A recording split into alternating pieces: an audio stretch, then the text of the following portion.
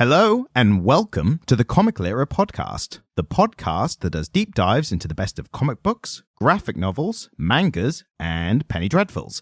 I'm your host, the soon-to-be known as Comic Stan, and with me as always is my magnetic co-host, it's Jamie. People might wonder why I laughed at saying magnetic. Why is that a funny word? It's not by itself. What is funny is the fact that this is the second attempt at a recording because of a faulty XLR cable. Luckily, most of my close friends are musicians, and so I was able to source a spare XLR cable relatively briefly. We had a nice little drive in a hire car that I have for work. That was fun, wasn't it? It was fun. It felt a bit like it was a podcast emergency, so it was kind of like it was less than driving someone to the hospital, but with all the vigor of like, we need to get there now and get back now so we can talk about comic books. Yeah, 100%. But we got there in the end. Yeah, I mean, I don't know if you've had many like collaborative video or podcast projects in the past. Not collaborative, no. Normally just solo. The guy, why is that? Fly in hand style solo. The guy we went and got the XLR cable from. Yeah. I used to make videos about guitars with on the internet, and there is a day that we did an entire skit vlog because we had to go and like do the same kind of trip we just did. Right. We had to like pop to a guitar shop, grab like a string or whatever for a guitar that we were demoing, and then we ended up going to Aldi to get snacks, and I was recording it all. And the vlog of us taking a little break from vlogging was probably better than the actual video itself. See, I was going to make the point of that's actually good going to the guitar shop to get the string because that's inherently related to the topic. Yeah. But then stopping for snacks, I was like, oh, I'm going to take back my compliment because that's not but because my point was going to be, we couldn't video this, like us going to get the cable and come back. So like, that's not comic book related. And we are almost exclusively a comic book podcast. It's just XLR cables not working. So there would have been no point kind of getting into it. We lost the banter. The banter is gone into the ether because that's how banter works. You can't recreate banter. Guys, if only. It was so good. It's probably our most intellectually stimulating conversation I think we've ever had. Yeah, it really was. We really put the world to rights in that 6 minutes before you realised the mic wasn't working. But the golden rule of podcasting is if you can't use it at 100%, then it's just gone. It's gone to the ether. Maybe it'll come back organically one day, but we'll see. We'll see. So this week, we are here to talk about it's a bit of an older title. Basically, what's going to happen is every once in a while, we'll do an older one to basically appease Jamie's need for reviewing good content. Yeah, absolutely. As opposed to sometimes the middle of the road content. There was dissent amongst the ranks after all the superhero content, wasn't there? And that's fair enough. I wouldn't even say necessarily it's because it's superhero, but more because the quality. I mean, we've been into this. We've been into it 100 times, but is the whole modern, the most successful comics tend to be less creatively fulfilling and interesting than the kind of lesser known ones or some of the old classics. And that's kind of what we're doing here today. And you alerted me to the existence of this comic quite recently, and I was like, my guy, we have to talk about it. Well, just so we get the lore of the podcast correct, it was actually because we did a previous title that the artist for did this. To hold the suspense no longer, we are talking about the Pride of Baghdad, which is I had all the stuff open a second ago. So it was written and published in 2006. Yes, written by Brian K. Vaughan, who we've done once before and is now joining the illustrious, esteemed halls of writers who we've done 2 works of. And he is by far probably collectively our favourite comic book writer after the man, the legend, Alan Moore. Who, if you do watch our shorts, then this comes out a month after. But a month ago, there was quite an on-point Alan Moore short that came about. So keep an eye out in the past for that. but yes, second time doing Brian K. Vaughan, and this will be the first time doing the second work of an artist. So the reason this came up at all in a previous episode is because we did something by we searched the pronunciation of his name. I'm probably going to get it wrong again, but an artist named Niko Henrichon, who did something previously that I do not off the top of my head have right now, but he did something. He did something that we were like, that's decent. And he did something that we thought it's doing the job. So it was a title that we were like, it's fine, it's okay. And we thought the art was like doing the job. Was it Something's Killing the Children? No, maybe. I think it was Something's Killing the Children, you know. So quick Googling, and he did the art for Meet the Scrolls. Meet the Scrolls. So the thing with that was we liked the art of some of the specific like transition changing parts. Like it had some of it was cool, wasn't it? But most of it was like your bulk standard Marvel DC, like we just need you to tell the story. And I have to admit, straight off the bat, getting into this one, we can talk about the context for it later. Of course. He knocked it out of the fucking park. Yes, and I think this comic book looks phenomenal. And I think this proves our point in almost writing and art. I think that when you're part of the bigger companies, specifically Marvel and DC, you are hired to do a job. You are hired to deliver a product of it. The art needs to just show what's going on and look a bit interesting. The writing is you can go a bit interesting in some of the context, but the story beats still have to hit the superhero story. This was art. This comic is a piece of art, and it is stunning to the extent that I read it twice. And the story is kind of relatively simplistic and quite broad. And it's short. It's a graphic novel as opposed to an episodic series. You'll knock through it in a couple of hours. And a single release, I believe. And a single release, yeah, absolutely. Which it definitely reads as. It's a graphic novel, isn't it? Issues. There's no like cliffhangers in between or anything. No, it's a graphic novel. Yeah. But every single panel just looked gorgeous. So should I give some context? Because I actually did a bit of like further reading on it. Well, so off the top of my head, I can give the context without having to read anything. Did you cheat the Jamie tells the story portion of the podcast? Yeah, because I'm fascinated by the story. Okay. And so I did some further reading. And so I know a bit about the book. I'm just going to mark it down as you cheated on the test. Okay. So the book was produced in 2006, which is kind of 3 years after the initial invasion of Iraq. Just a quick one. This is probably the highest acclaim that a comic book or graphic novel can achieve on this series. Not only did you read it twice, but you also did further reading. I really liked it. What do they call it in America? It's like not bonus question. The extra credit. The extra credit. I did extra credit. Yeah, exactly. So, sorry, continue. So, the comic book is set in Baghdad. It is told from the perspective of a pride of lions who escape from the Baghdad Zoo after the initial American invasion of Iraq. It was written 3 years after the fact, which I think is really important here because Brian K. Vaughan, when he found out about this story, instantly wanted to write a comic book about it. But the feeling at the time was that if you said anything negative about the Iraq war, it would be seen as really unpatriotic. If for our American listeners, obviously you will remember this and you'll have a really keen understanding of this. If you're British and you don't have an understanding of this, it's really good to go and listen to a TV show that Ryan and I have both recommended, which is Studio 60 on the Sunset Strip. Because that's set post 9/11 and it gives you a really, really good idea of what the feeling was in America directly after 9/11 and during the Iraq War. And so this is Brian K. Vaughan's retelling of a true story of a bunch of animals that ended up escaping from the Baghdad Zoo when the Americans invaded. That was the best answer you've ever given. And it shows, I'm saying it shows that you cheated. This is like when a student handed an essay. It's like, this is too good for your level. You've cheated. Like, dude, you got ChatGPT. I was reading Guardian and New York Times articles about the actual lions. I can tell you about the actual animals if you want.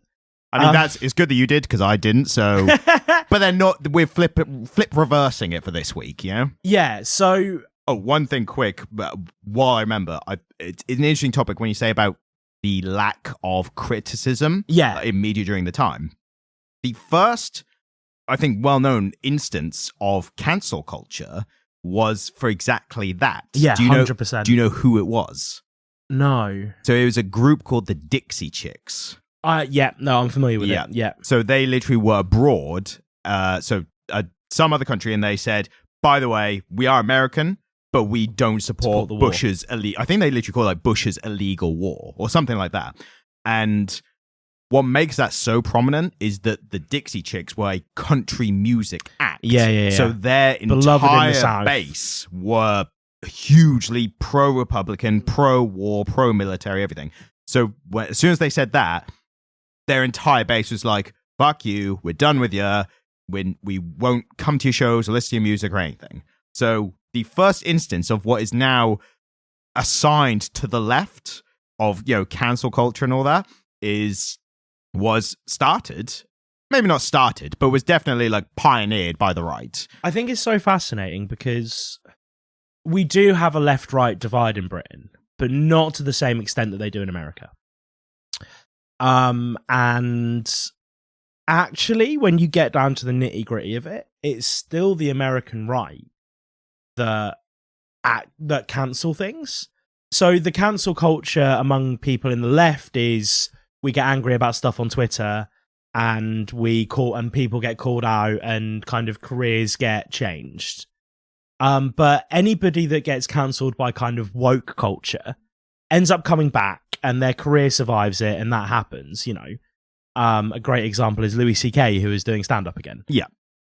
When the right do it, people aren't allowed to do drag shows in libraries anymore. Yep. And you're not allowed to, access healthcare. Yep. The right in America are still incredibly potent, aren't they? Yeah. There's a larger conversation debate about whether celebrities and rich people, if they can actually be cancelled or not, for lack of a better term. And the actual issue of it is not my favorite comedian can't do stand-up for a year, but it's everyday people who lose jobs because of things they've posted or said. Have you ever heard of So You've Been Publicly Shamed? The John Ronson? Yeah. Yeah, I've heard of it, I've not read it. I've read it. It's phenomenal. It's phenomenal. So for anybody who's not familiar with John Ronson's work, you should absolutely be reading some John Ronson. He is a British journalist who operates kind of on the fringes and is he gets interested in the topics that most people leave alone. I'm actually looking at a whole bunch of his books on my bookshelves right now. He wrote The Men Who Stare at Goats, which is a phenomenal piece of journalism, got made into a film that doesn't really do it justice. No. He wrote So You've Been Publicly Shamed, and he also did a documentary about porn. And his documentary about porn is fascinating, and it really cuts into what were the issues with porn in the noughties, just as it was going online and people were consuming it differently. John Ronson, highly rate him as an author. I've gone on a tangent. I mean, we've gone on a tangent, so I'm not going to let you take all the blame. But I think, again, so this comic book is based on a true news story, and so it's not highly spoilable. And so I've kind of given you the synopsis already. If you're interested enough from that, go read it.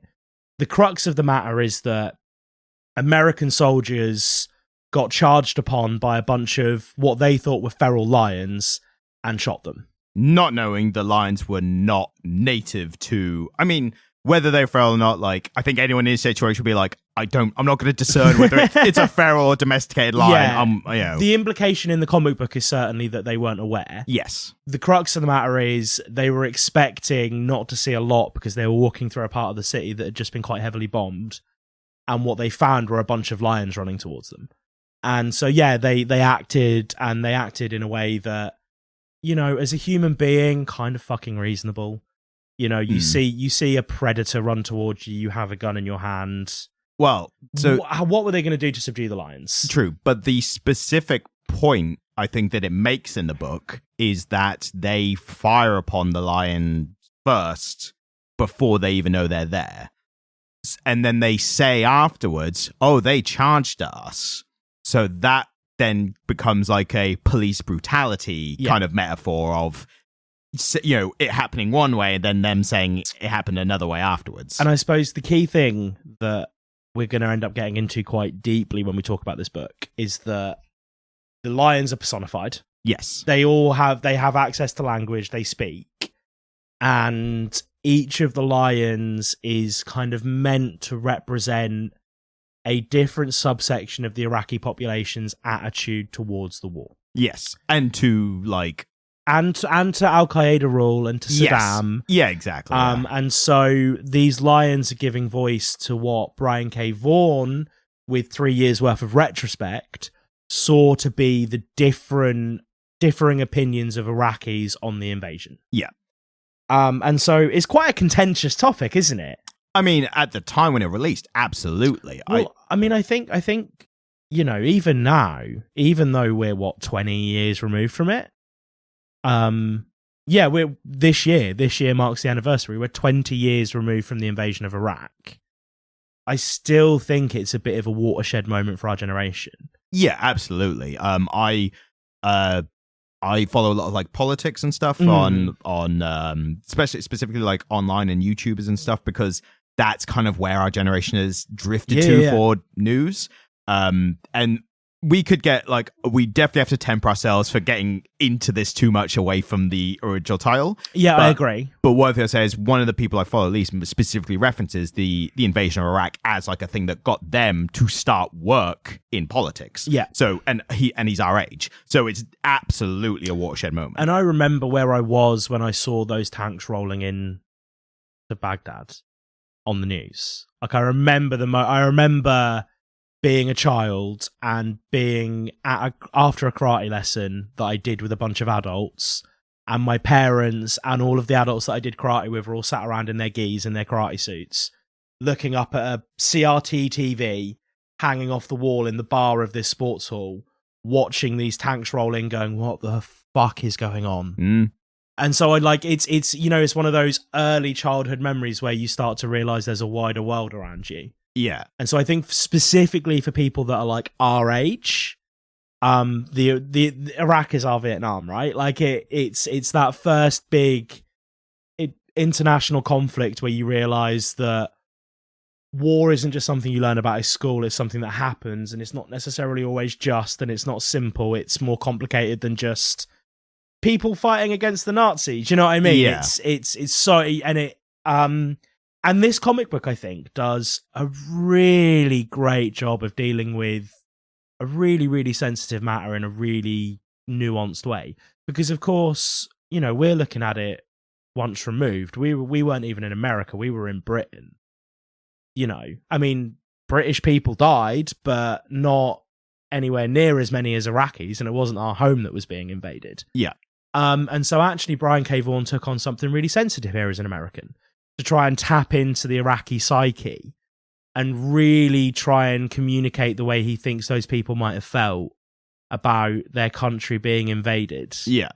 One thing I will say, just to try not to tangent any further from the title, but I think it's kind of relatively important when we talk about like it being a watershed moment.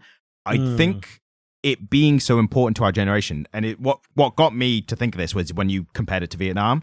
I don't think it was the invasion itself or the mobilization of troops or anything that made it significant. I think it was the hindsight and somewhat at the time reveal of the lie of weapons of mass destruction. And it's really telling that happened just before this book was published. Yep. And I think that changed the landscape enough that he could publish something like this without fear of being labeled unpatriotic, right? Yeah, exactly. And what makes me think what could have been different had they have gone into the country and found said weapons or evidence of or whatever, and look, see, here's what we said, and we've gone and done it.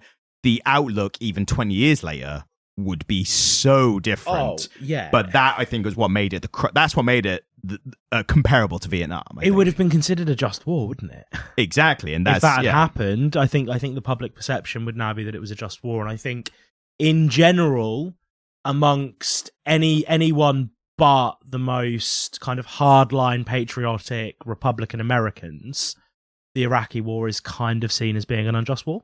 Yeah, across the board, even among the right now, because now the right use it as kind of like an anti-foreign policy example, and it's a weird one that left and right kind of overlap on without ever properly discussing.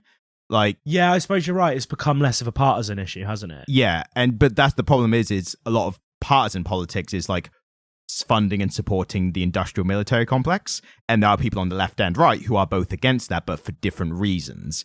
The left is more of like a let's stop bombing people in other countries thing, and the right are more like let's stop spending money to bomb people in other countries. Like that, it's kind of similar but different viewpoints to the same goal, if that makes sense. So how did you find the story? So one thing I'll start on, based on what you said, is the personification of the animals. I don't know if this is because of like an over-analytic reading or attempt at reading, but as soon as the start, I was kind of trying to gauge how intelligent the animals were. And I think this is kind of akin to like an Animal Farm problem. Right. Where... So when have you read Animal Farm? Not properly. I know the bits of it, but I mean, I've never touched a book in my life, obviously. But no, I've not read Animal Farm. Animal Farm's one of those that a lot like it's an entryway into literature, into like high literature that a lot of people would have had in childhood. Yeah, because of the personification of animals. Kind of, it has that children's book feel, and then it's. I remember when I was reading it as a teenager. My dad kind of looked over my shoulder and went, "Poor boxer." And it's like it was an early book that he and I connected on. Yeah. So in the beginning of this, when they were talking about doing a plan with was it the gazelles? Yeah. And so the female should have written down the names. Sonia. Yes. She is organizing a plan with the gazelles. So this is before anything's properly kicked off. She's organizing a plan with the gazelles where it's like they watch themselves around us. But when they're in there with you, they let their guard down. So if you can nick their keys, we'll get out. Or that basic plan. So reading that, my thinking goes straight to, so are these, in this reading, are these animals intelligent enough that if nothing had happened, could they have facilitated a breakout? Do you know what I mean? What's interesting is then when you get into the mindset of the other female who's really happy in captivity. And I think, so there's a much older female who remembers more of life before captivity. And she's saying, actually, my life in captivity is much better. My meals are more regular. She said, we get fed meat once a week. We wouldn't have gotten that in the old life, in the old ways. And I think what that was there to represent was the fact that they probably could if they were all on the same page. But this is the problem you have in countries with broken regimes. Yeah. Is that you cannot mobilize enough of the population at once to peacefully overthrow a dictatorial government. Yeah. And just a quick warning, we are about to get onto the topic in the book of non-consensual rape, a part of this book that we go into why it's presented and the choices the writer made to put in as opposed to not putting in. So just a warning, we're going to talk about that for a few minutes. I'm going to put time codes in the description. So if you want to skip that part, go to the time code. You'll find where we've stopped talking about it. We've moved on to the book. The first thing I actually properly made a note of was it was quite quickly into the story that we got the older females flashback to the time. Yeah. And that, I mean, without getting too much into it, it's basically a depiction of how bad life, like, for animals in the wild can be, short of possibly being eaten or not eating because you can't hunt. It gets into how essentially animal mating is for lack of a better term, very non-consensual for animals. And again, I think it taps into a very and this is the thing. I think when you get into animal mating habits, you're able to remove yourself from it because they are non-human.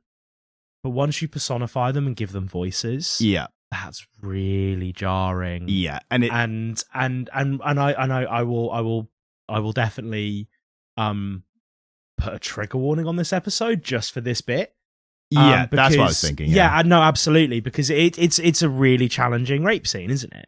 Yeah, and it's not showing it. It's definitely implying that that's what's about to happen before the flashback cuts out, which thankfully at least. It was so soon into the book that I was a bit taken aback by how soon it was. But then once I finished it, I realized if you're going to do that, you could only do that early on. It put me in mind of the way that kind of scene functioned in a Game of Thrones. Like how necessary was it to the actual story? Yeah, and I think obviously, yeah, and I think, have you read a Game of Thrones? Not the books. Have you seen the series? Like I said, I've never touched a book in my life. Right. So in a Game of Thrones, in Game of Thrones season 1, there is a scene of non-consensual sex between Daenerys and whatever his name is, Khal Drogo. Yes. In the book, that's a lot more jarring because obviously Emilia Clarke is an adult. Daenerys in the book is 11 or 12 years old. Yeah. And I think the feeling when that book came out in the 90s was that it was completely gratuitous. And I can understand that. I can understand people not wanting to be confronted with that in their fiction. But I think it served the same purpose here as it did there, which it gives you a very strong sense of setting. We are not talking about here and now. We are talking about a place where this happens and is accepted, right? Yeah. I'd say the difference, for me, I think it's really hard to pin it down, because on the one hand, it's more relevant to this, because if you are talking about animals in the wild, then it's factual. Whereas for a fantasy setting, even if you're trying to get across like the harsh reality of this fantasy world, there's still an element of you chose to put that in, or to the degree that it was presented. 100%, and it's hard to read, right? Yeah. It's really hard to read. But I think here it served a purpose. And I think it was a bit unnecessary for it to be more than one male. Like, I think that like almost was like twisting the knife a bit, like unnecessarily. I think it could have been one and you would have got the same point across. I think Brian K. Vaughan, he does have a habit of going a bit more extreme in some of his writings I don't want to say for shock value, but definitely to raise stakes and make the tone darker and things like that. But again, then you come back to... Well, there's a scene in another book of his we're both big fans of. Yes. Saga. Yeah. Where a character goes to a planet that is a brothel and is presented and offered a very young girl. And ultimately he rescues her. And he makes the obvious choice that everyone would make, that's fucked up. Yeah. But yeah, Brian K. Vaughan is really willing to go to quite dark places with sexual content. And, part of me thinks that art imitates life, and it's important that art reflects life, and, this shit happens. But also, I agree with you that the level that he takes it to is fucking jarring, isn't it? Yep. And it's hard to read. But then again, he's often doing it with aliens and animals, and he's removing it from us with a degree of separation, but that doesn't make it any easier to consume, does it? Yeah. I think I'm going to do this all on the recording. I think I'm going to do a message now that I can put before this part. Yeah, 100%. And literally put a time code in. I'm going to leave this part in because I just want to be like as open as possible for everything. So having gone through that, as I said, it was jarring at the start. Yeah. And it's gone. We moved past it very quickly in the context of the story. Yeah. It then it does talk about then like life outside versus life inside. Yeah. And it is interesting that the animals that have never been lived outside, well, two of them haven't. So the younger female and the child have been raised in captivity. The male had a bit of time outside, but then there's a larger conversation about his experience was far different to anyone else's. He was a pack leader, head of the Pride, so his experience was, different. And throughout there's a really pivotal moment in the book where the son is with the dad, and he calls his mum. He calls his dad by his name. He calls him Zilla. And they're looking at some prey, and the kid's like, "Well, Zilla, should we go for it?" And he's like, "I'm not a hunter. I'm a fighter. Like, I never hunted." And it's, I suppose, again, it taps into the very real lived experience of a pride of lions where the male sleeps for 23 and a half hours a day and spends the rest of the time eating and fucking, and the experience of female lions in the pride who are out hunting all the time to get enough calories in. Yep. But then it also speaks to what will have been a very real lived experience for women living in Saddam's regime. Yeah. And it cuts into that issue so sharply, doesn't it? That actually, you know, the female character who has only lived under that regime is craving freedom. Yep. Zafar, the older female, yeah, it's quite I thought it was like a smart plot point to have her choose to stay, or at least try to. Exactly. Before. And to be fair, when you're reading it, you think, oh, she's staying. Like, it's not like a superhero comic where Superman's like, I'm gonna sit this one out for the rest of the comics. Like, mate, your name's on the title. Like, of course you're coming back. It was different. It feeds into the actual story as well, because a couple of the lions chose to stay in the zoo. Yeah. The actual lions I think there were 2 lions and a tiger left in the zoo when the Americans found it, and they were able to rescue those ones. Right. But yeah, no, and she tried to stay in captivity, but what's really interesting is that so much chaos had been caused that she didn't have the option. Yeah. And I suppose that's the thing, that you read about a certain subset of the population after that invasion who were like, well, I was quite happy and comfortable under the old regime, and now my country's been torn apart by war, and I don't have that option. The Americans took that option from them. Yeah. It does feel like every story beat is a metaphor for everything else. So that's, even though it was such a short comic to get through, it's so dense in metaphor and I think meaning. This is one of those that I'm reluctant to even call it a comic. This is a graphic novel. Yeah, I'd agree. I feel the same way about this that I do about like From Hell or Mouse or something like that. Yeah. This is a graphic novel. Mouse is an apt comparison. I was going to say that earlier, and I had the thought of it's definitely a comparison, like presentation of a real story. Yeah. It's the content is it puts it below Mouse because of the heavy human stories of Mouse. But it's comparable in, you know, this telling of a story. This is very fictionalized, even though it's a real story, because it's personification of animals. But then Mouse is a very real human story using animals to tell the story. So it's even more comparable on that level as well. I mean, I think, you know, in 2006, this is the only way an American could have told a story about the Iraq War. Yeah, I think people would have... there'd been more backlash if it was just the same story, but humans. And you think, you know, that film with the big handsome fella, the sniper? Yeah, Bradley Cooper. Yeah. Bradley Cooper. That was set in either Iraq or Afghanistan, wasn't it? American Sniper was the name. American Sniper. Was that set in Iraq or Afghan? I don't know. One of the two. But, you know, one of the kind of early 21st century American invading in the Middle East wars. Yes. There's a couple of them.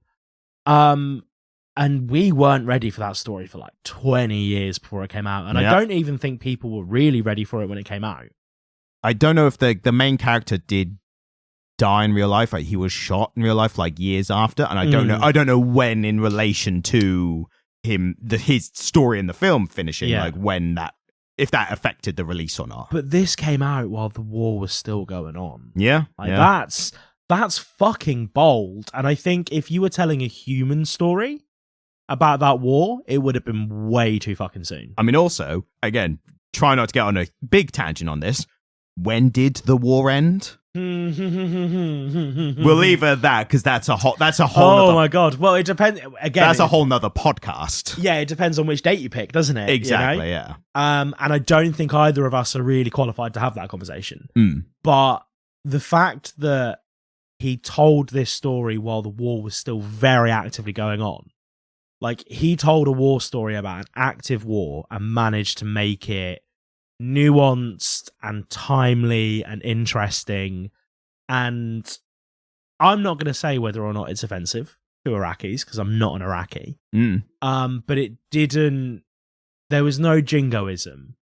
You know what jingoism is? I've heard it, and I literally am trying to recall. Jingoism is where you get really like morbidly patriotic about war. Yeah. quite an American pastime, let's be frank here. I mean, we're British, so we can't talk, really. Like, not as recently, but it's in our DNA. Oh, fuck yeah. Yeah. You know, mend and make do. Rosie the Riveter. Exactly. So we came to this initially because of the artist in a kind of roundabout way. One of the panels made me write its own note, and the note that I made for it was, Jesus Christ the giraffe. When it loses its fucking head? When its head explodes off its neck. And the art is... There's a lot of other... Most of the book is very beautifully drawn. This was a anatomically, here's what it looks like if a giraffe's head explodes. Yeah. It's one page. I think it's one page of just that, or it's like a significant portion of a page. Yeah, I mean, this panel layout is interesting here. We're not seeing a straight horizontal thirds thing. No. They mix it up a lot. But yeah, I think that was quite a big panel. The other one that really got me is when you meet the bear. Yeah, that was great. He is illustrated as monstrous as he could be, isn't he? Yep. And I'm not sure where I think the bear fits into it. If we talk about, you know, the extended metaphor of all the characters, like I kind of feel like he could represent the Iraqi upper class to a certain degree.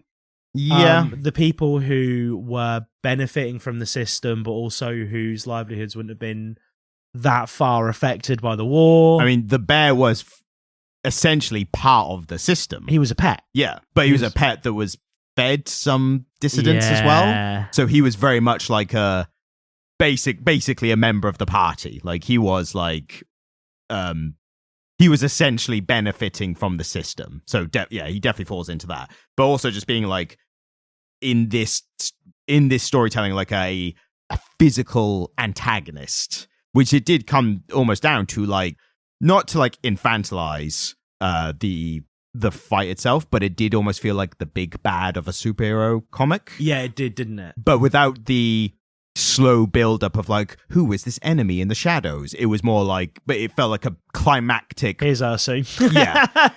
But it felt like a climactic final fight, almost. And it was genuinely better than most superhero fights. Oh, man, beautifully drawn, paced really well. What really struck me about it is the bear kind of says, oh, well, I was made to fight your kind of lot. Do you know much about the kind of historical significance of bears fighting lions? Not at all, no. So, in Jacobean England, animal fights were a really common pastime. Right. You'd go and watch animals fight. To the extent that across the road from the original Globe in Stratford-upon-Avon was a bear baiting ring. Right. So on a Friday night, as like a, you know, Jacobean English peasantry who'd saved up a few quid for a night out on a Friday, you had the choice, and I can't believe I'm saying this, between seeing Shakespeare himself, possibly, in a production of one of his plays. So you could see Shakespeare as Juliet in Romeo and Juliet, or you could go across the road and watch a Pride of Lions fight a bear. And that was they were just your options. That was like a nightclub or the theatre, right? The thing is, nowadays, like those two things they've taken now would be now they're both upper class, where it's like, should we stay in and watch some theatre or some art, or should we watch a nature documentary? Yeah. Like it's now that. But something happened because they had to, after a little while, start using an entire pride of lions to fight the bear. Because bears are so much fucking harder than a lion that if you put a single lion in with the bear, it would have eaten it within 5 minutes and you didn't get your money's worth. So they would throw entire like prides of lions at a single bear. And like, yeah, so the concept of lions fighting bears has this really deep historical significance.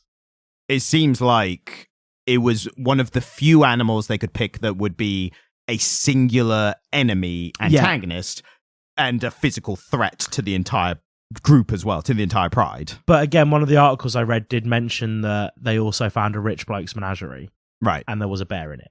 Yeah, and unfortunately that's all too common even still today. The exotic animals and ownership and all that. Joe Exotic. Bloody Joe Exotic being the prime one, yeah.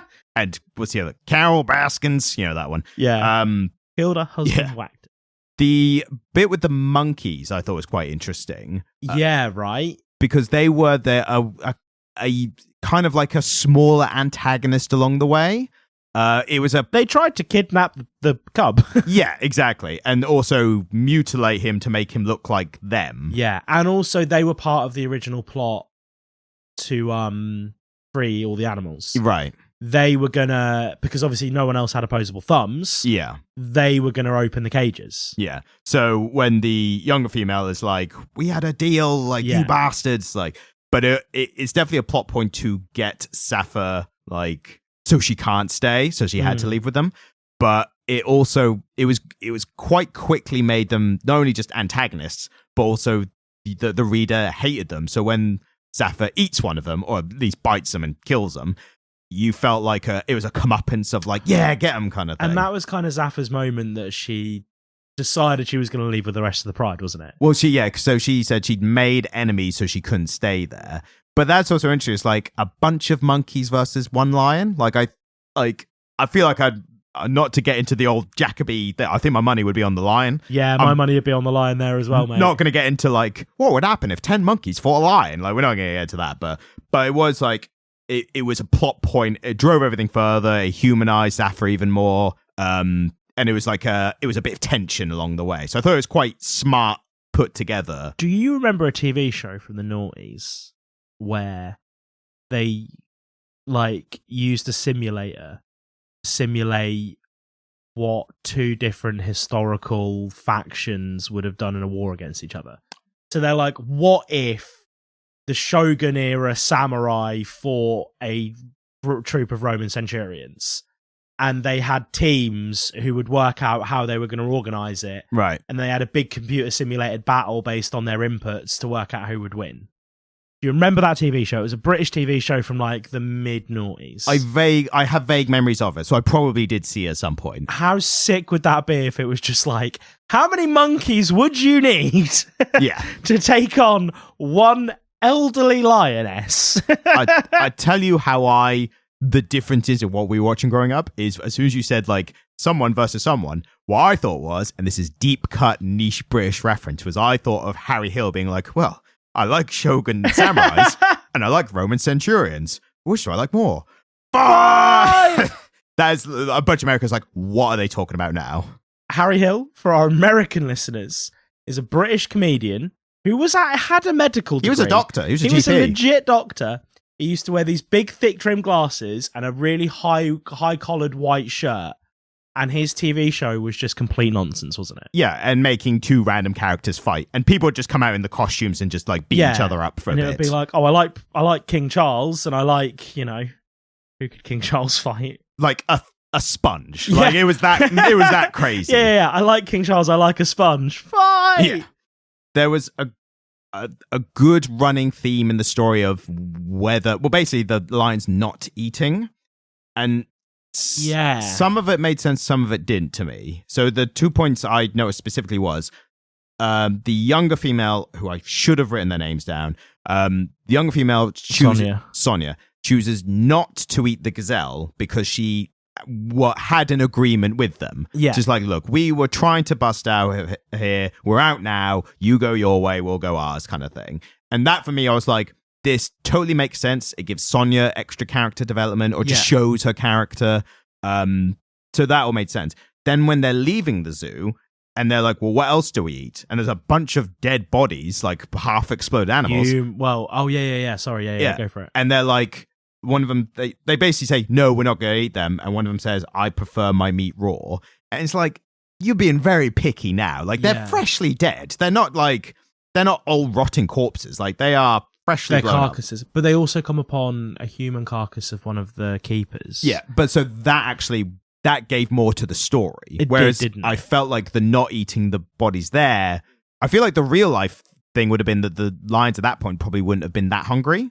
No. The keepers throw in a donkey corpse or donkey meat, essentially. A full donkey full corpse, one. And they're like, oh my God, this is going to feed us for months or whatever. So I feel like in real life, the lions probably were full and then ventured out and weren't that hungry. Whereas he's trying to get across he's trying to use their hunger as like a driving plot point. Yeah. And I feel like that was a little bit of like look, we've got to address this thing because it doesn't make sense that they wouldn't just eat like the giraffe that exploded or whatever.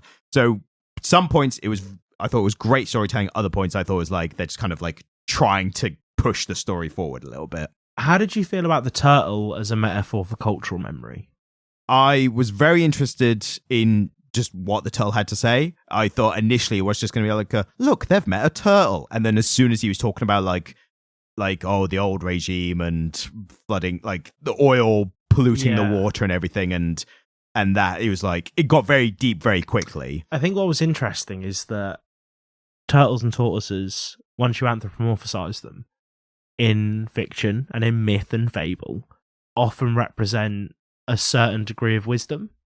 So the tortoise and the hare, or another great example from a more modern piece of fiction is the Kung Fu Master and Kung Fu Panda. I had a different one in my head. Actually, it might be I know exactly what you mean. They're always like portrayed as older because mainly they are older. Well, normally they're older because they live longer, but also even when they're young, they just look old, wrinkly. So from our personification, it's like, you would be the elderly. They're like, I'm 18. Like, and then you've got, the kind of stoned one in Finding Nemo who that's again... what I was going to say, yeah. But again, very wise. Well, his wisdom was a bit more like, ride this jet stream or whatever it was. He was a pathfinder. He was a stoner. He was definitely he was almost certainly he said dude a lot. Dude.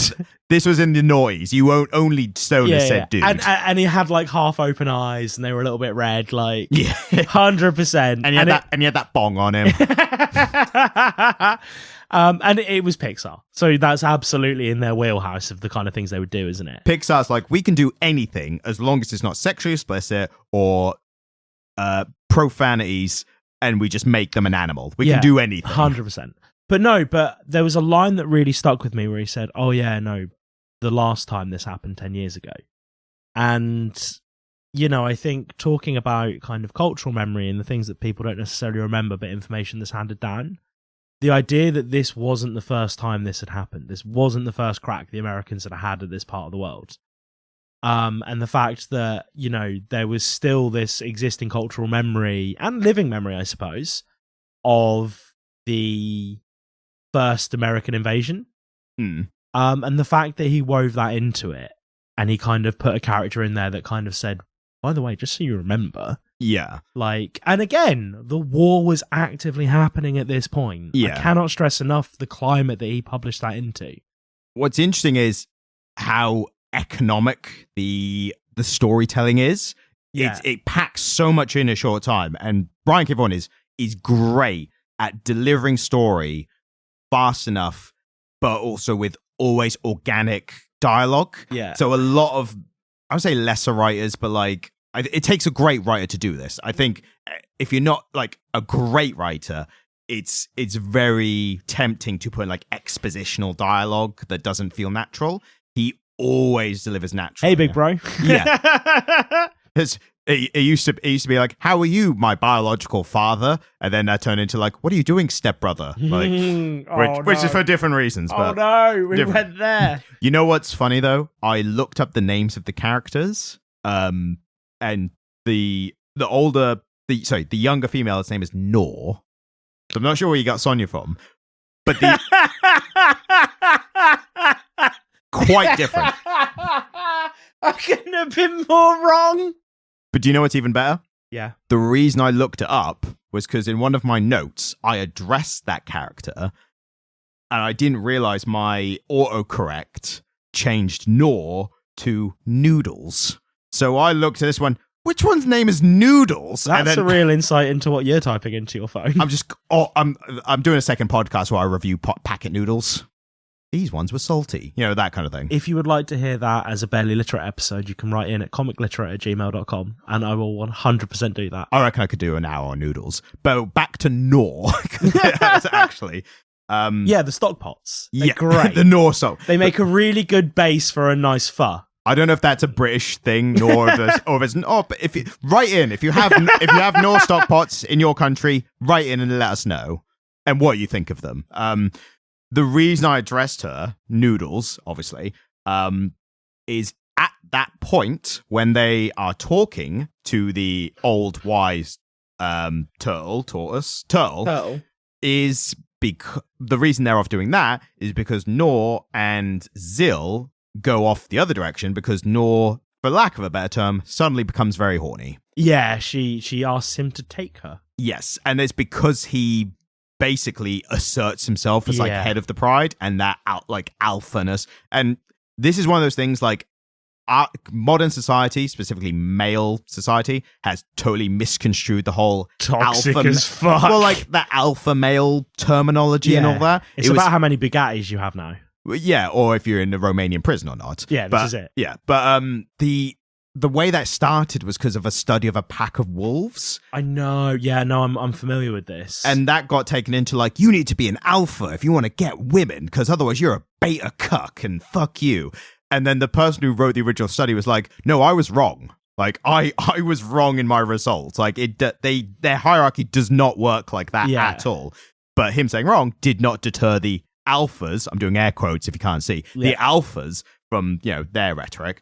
But yeah, it was interesting that maybe that works in Lions. I don't know. I've never met a single person that I respect who has told me that they're an alpha. The roundabout way of telling me you don't respect me, Jamie. Well, but you are an alpha male. Thank you. Like, I get that. He's not. How dare you? Yeah. We will go to the nearest Weatherspoons and fight. You have Sigma energy, right? What's it? You have gamma energy. You just radiate. Superman. You're just the Hulk. Who is the ultimate alpha? Maybe, I don't know. I don't know how it works in Lions, if that's true or not. I don't know if that's one of those things that, like, someone who doesn't know would be like, oh, the alpha of the Pride or whatever, but... oh my God.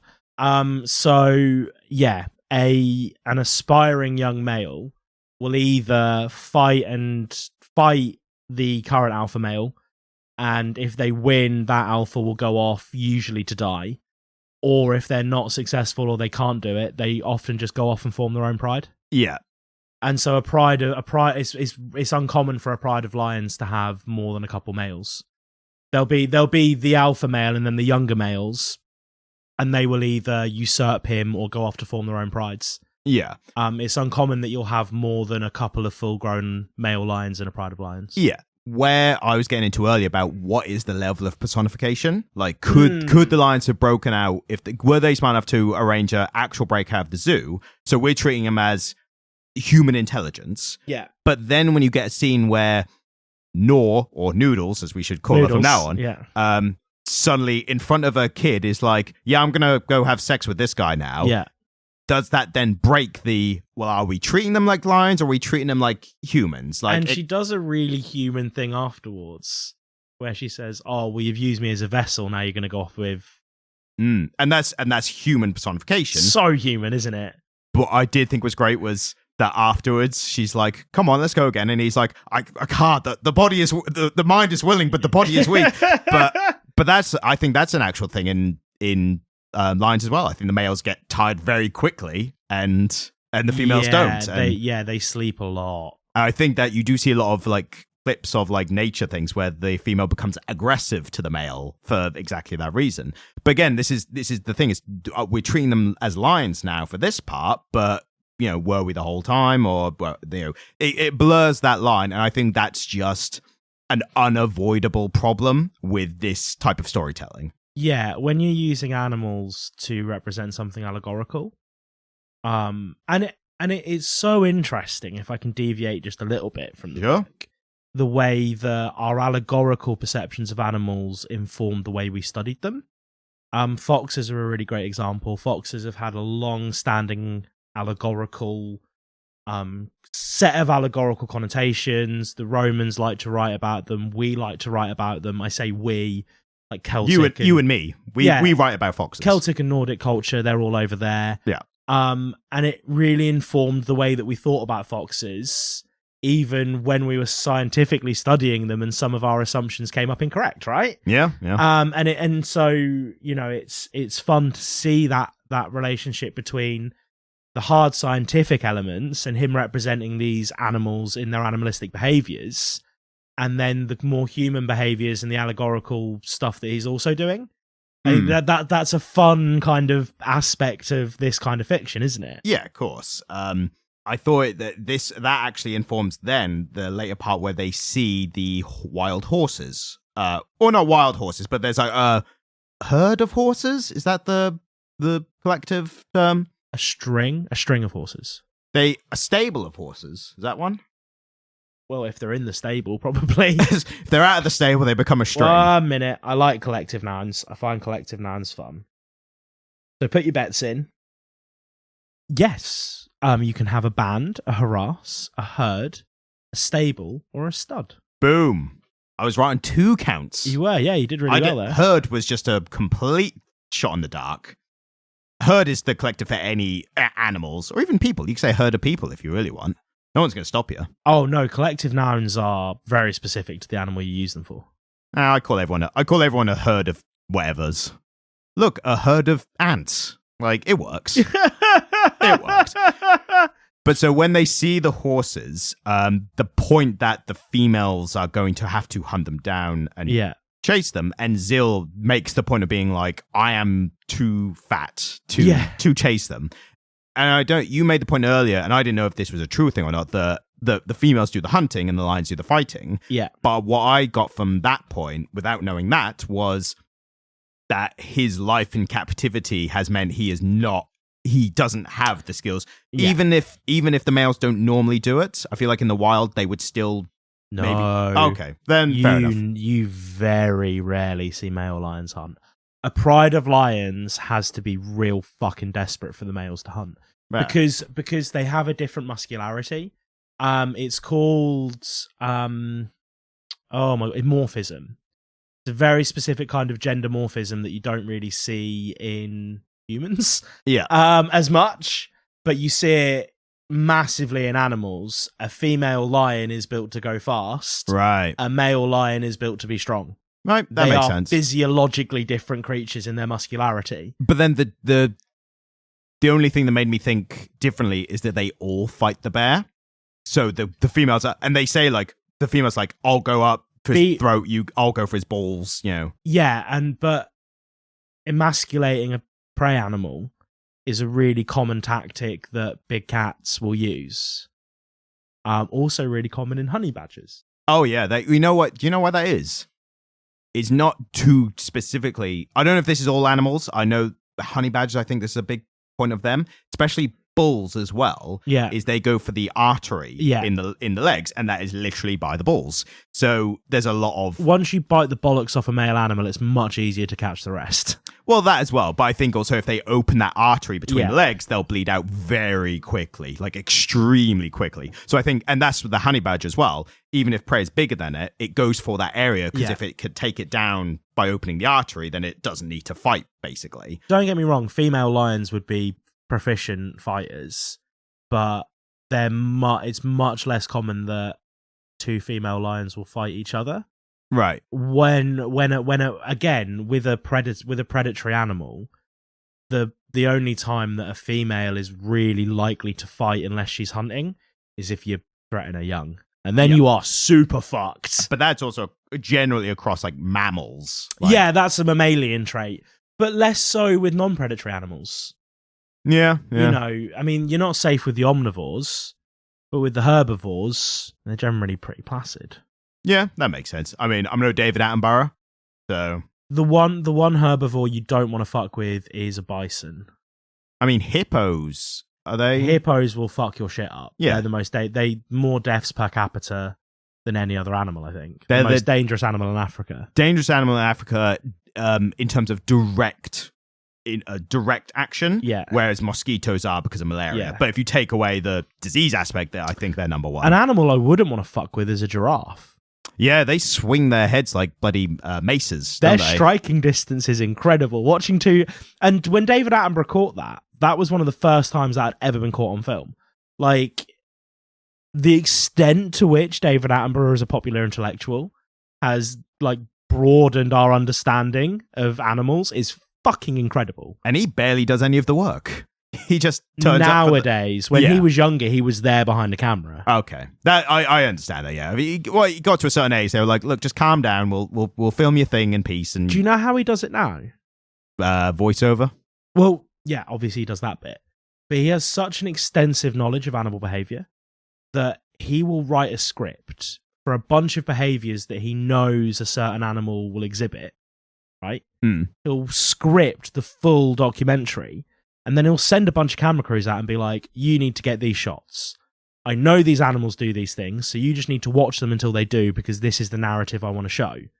And so it's kind of inherently dishonest, but it's incredible that he's such a good researcher and he has such a good understanding of it that he can say, yeah, I know a giraffe will do this if you watch it for long enough, and I think it would be really interesting to get on camera. So go find it for me. You know, if I was him, I would probably just phone it in at a point and be like, yeah, so in my research, giraffes ride skateboards. It's very rare. No one's caught it yet. So make sure you get that one. And then when they come back, it's like, yeah, we didn't see them riding skateboards. Like, oh, well, I guess you didn't do your job well enough. Yeah, you just didn't. You didn't document it then. I do know it happens. I saw it in Borneo. So we're 1953. We're near the end, and just touching on one little bit at the end, which, because my notes are chronological. I make them as I read them. But one interesting thing I've thought, again, coming back to the personification of the animals, the non-personification of the soldiers by not showing their faces. I thought that was a very obvious, well-done technique of, again, exactly as I just said, but literally just showing the backs of the soldiers. You didn't see a single human face. Exactly. Even the bodies later and everything. They were all face down. Yeah. And I suppose it's interesting because a lion probably wouldn't read too much on our faces. Like large mammals, particularly predatory ones, mostly go off body language. And so actually, because we're seeing it from the lion's perspective, it makes a lot of sense that there wouldn't be much of a focus on faces, which is obviously a big driving force for us. But yeah, I mean, I think it helped as well because a lot of the human beings we were going to see would be American soldiers. I think the reason for it was because it kept the focus of the story on the animals only, in the way that the metaphor is on the civilians. Yeah. And it made the Americans and part of just the overall invasion. So it made the soldiers seem more of a part of like this force of nature that's just passing through and causing destruction. Yeah. So by not showing their faces, they are part of this overwhelming force entirely. And the other part of the ending was the epilogue, which stated it stated the story, which was 4 lions escaped from the zoo and were shot down by American soldiers. And then the next page, the last page, it says, just one line says, there were other casualties as well. I thought that was such a hitting line that just summed everything up. You know, I didn't read the epilogue. So, just so you know. Well, fuck. Telling you for the first time. Yeah. Fuck, live reaction, guys. Yeah, no, that's something, isn't it? I think it succinctly ties it all together, isn't it? That these deaths happened, and it by being so vague, it just tells you, it gets across the scope of how big the casualties and disaster was by just saying there were others as well. It's not that there was just one or two others, but that there were so many others that they can't get into. That's what that line said to me. And I suppose, again, something that I've come back to so many times, but I think it's so important, is that we didn't even know how many fucking casualties there were from that war in 2006. No. We were getting really accurate figures of how many British, American, and Australian soldiers were dying. But in terms of Iraqi civilians, I don't even think we have a good number now. I think it was such a chaotic time, and that's why they can't really know. I think that's the problem. And inherently, one of the biggest problems of war in general. Yeah, fucking A. And to sum up this episode, I think we can all agree, war is bad. War is bad, kids. Yeah. Don't do it. Yeah. if you're a politician listening right now, don't do war. I think I would really recommend it. I read it quite late at night, and it affected me so much that I went back through it. This is one I would put in the "it should be in schools" category. Yeah, do you know what? Yeah, I agree with you. Certainly in American schools. Yeah. This is one that needs to be put in so the Republicans can ban it. It needs to get into that pipeline. Book banning in America is wild, man. There's an author that I've followed for a long time. Nobody who's listening to this is not going to know John Green. One of John Green's books. Sorry to the one person who doesn't know John Green. It's like, oh man, dude. If you don't know who John Green is, read the Anthropocene Reviewed and Turtles All the Way Down. They're both phenomenal. There's like his first novel has these two scenes in it that come directly one after the other, and they play off each other. There's one really mechanical, awkward instance of a hand DJ. There's a really awkward, clumsy hand DJ that nobody really enjoys. See, when you say hand DJ, all I think of is a DJ's hand. The way you say it. Really? Yeah. DJ. You don't think of, little I think cheeky HJ is the term. Really? Like if you're gonna abbreviate at all, HJ is like it's a hand DJ. It sounds like that Kevin and Perry, like, get off my hand, DJ. We're brother DJs. So there's this really like awkward mechanical hand job, and then there's a really intimate scene that follows it, which is just kissing, but both characters come away from it really fulfilled, and it's this really intimate experience for them. And John Green is, he was a student chaplain in a children's hospital. He studied theology at university. He was going to be a chaplain. He was going to be a priest. He's a Christian man. And the whole cut and thrust of those two scenes is that intimate kissing can be a lot more gratifying than emotionally devoid sex, right? Right. We are talking like 16, 17 years after publication. That book is still being banned from libraries. Right. And, kind of like, to hear him articulate it, he says, the argument is that when I make that argument, people say children won't understand it.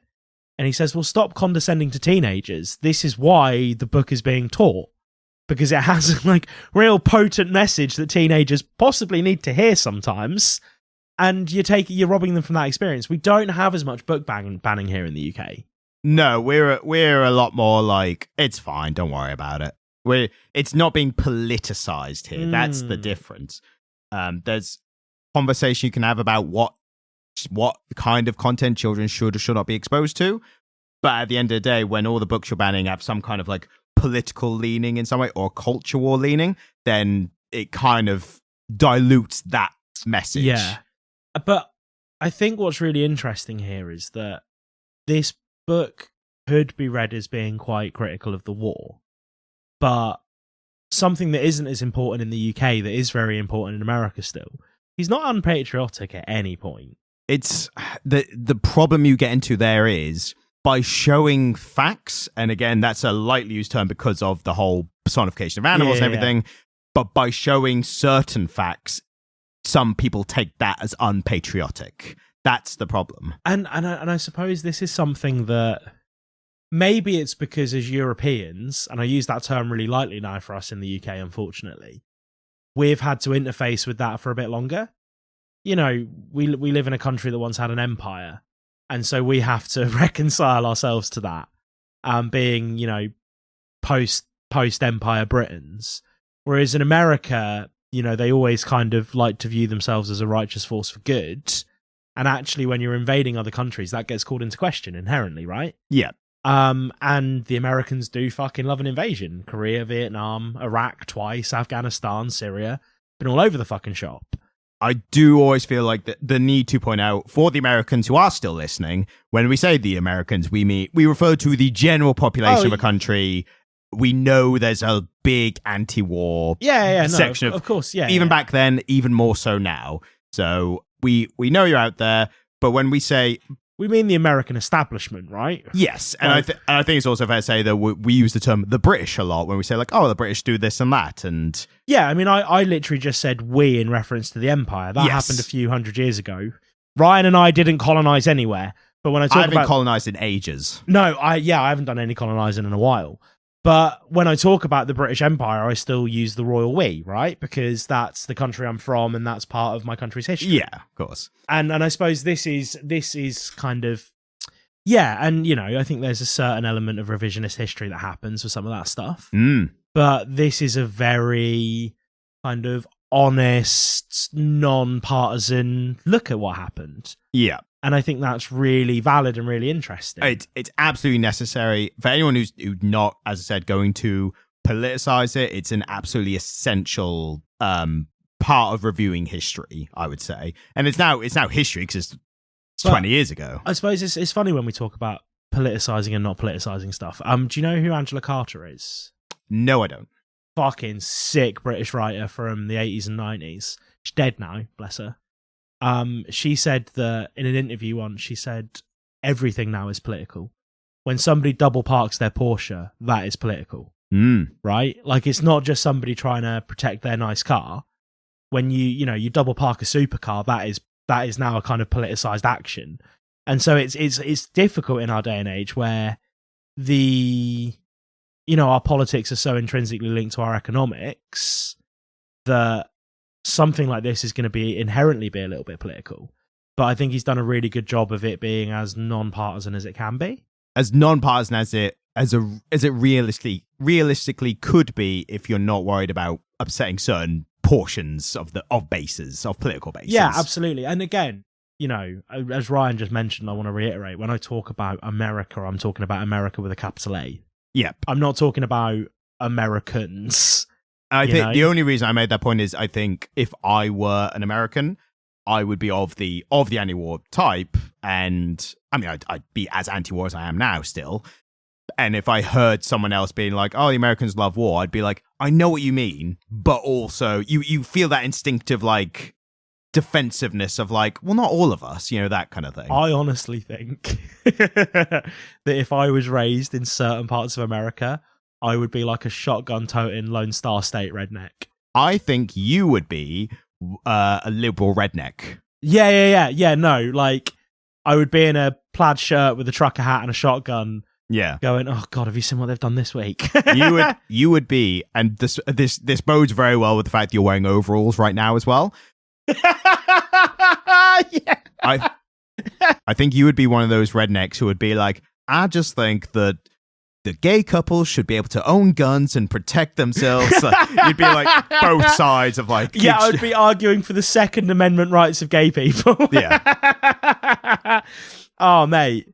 Oh, what a life. Imagine in another life, you and me. What could have been. And what better way to end it on than this? Are we done? We could have probably been done a while ago. Yeah, but I'm having fun. Yeah, but it's also interesting that of the two of us, who needs to be like up early in the morning? Yeah, I've got a 5 a.m. start, baby. And then you were like, the thing with politics is, it's like, bloody hell, he wants to go all night. Like, geez. Well, I just think that, again, it's a testament for anyone listening.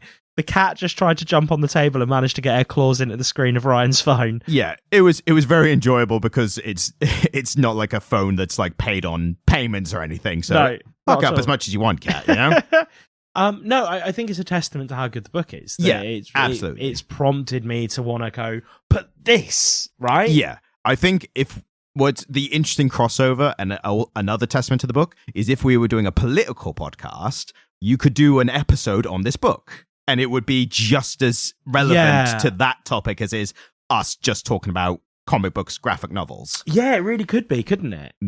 I almost think it would be more interesting in that context. I mean, I'd like to listen to a political podcast that talked about it. People who are far more knowledgeable than us. Joe Rogan? Oh, imagine Joe Rogan and Jordan Peterson talking about masculinity through the lens of Zilla. The problem with Zilla is he didn't take enough ice baths. I think that's...